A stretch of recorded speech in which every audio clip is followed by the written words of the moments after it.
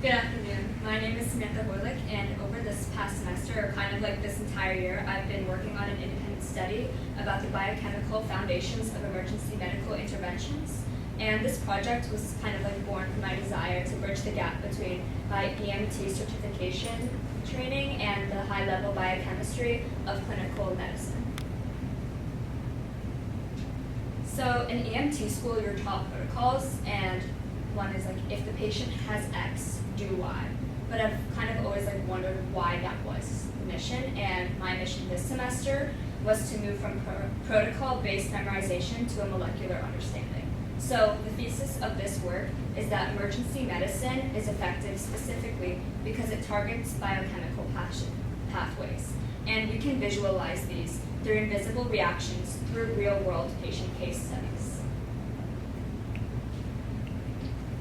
So the foundation of my practical knowledge came from an intensive 8-week program at Phoenix Medical Training Center, and I spent the entirety of my weekends surrounded by lectures, skills labs, and high-stress scenarios. And this wasn't just about learning about how to move a stretcher, it was about mastering the primary assessment, the ABCs, to identify life-threatening disruptions in physiology. And for any of you guys that don't know what ABCs are, it's airway, breathing, and circulation. Many doctors use that. And biochemically, every move an EMT makes is about ATP. And if the cell runs out of oxygen, it can't perform aerobic respiration. So I spent a significant portion of my research connecting the mechanics of ventilation, which is getting gas into the lungs, and with the chemistry of ATP production. This formula you see on the screen isn't just a textbook equation, it is the goal of every chest compression and every breath we deliver.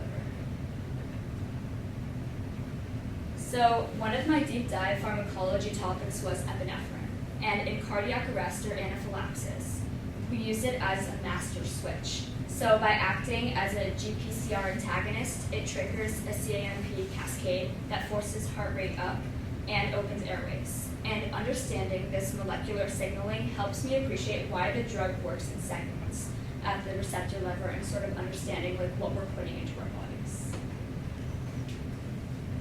So I also analyzed naloxone and aspirin, and these two drugs with opposite but equally vital mechanism. So naloxone is a competitive antagonist that literally kicks opioids off the receptor to restart the breathing drive. And aspirin, conversely, is an irreversible enzyme inhibitor.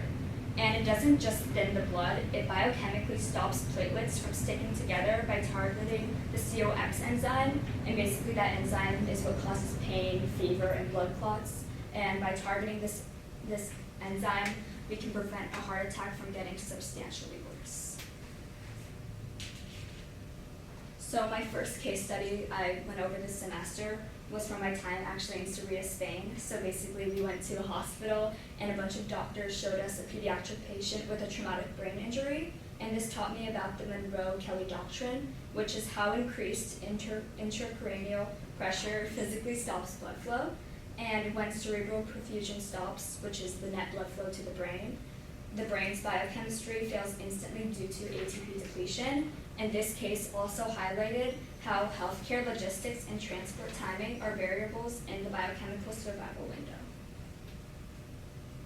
And my next case study is something I did during the summer and continued this semester. So I shadowed Dr. Saima, who provided a different perspective through an oncology lens. She's a physician for oncology and hematology.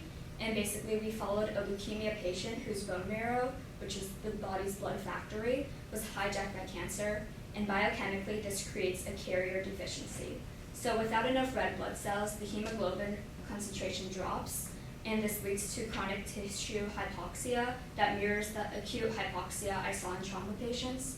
And what hypoxia is a condition where body tissues don't receive enough oxygen to sort of retain normal function day to day.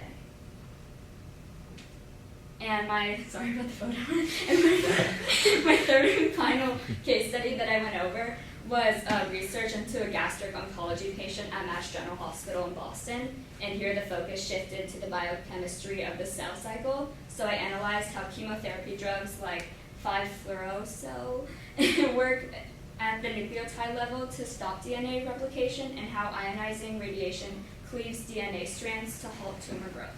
And it's a battle of biochemical stability versus targeted toxicity. So I really got to see how the cons of receiving radiation for cancer can outweigh the pros sometimes.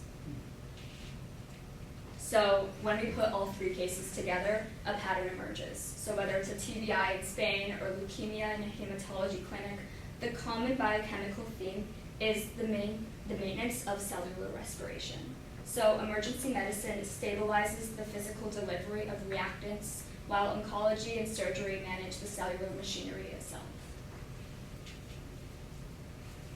So a unique part of this semester was kind of throughout the entire year, was being the youngest student in my EMT class, I'd say, kind of like working alongside firefighters and career rescuers.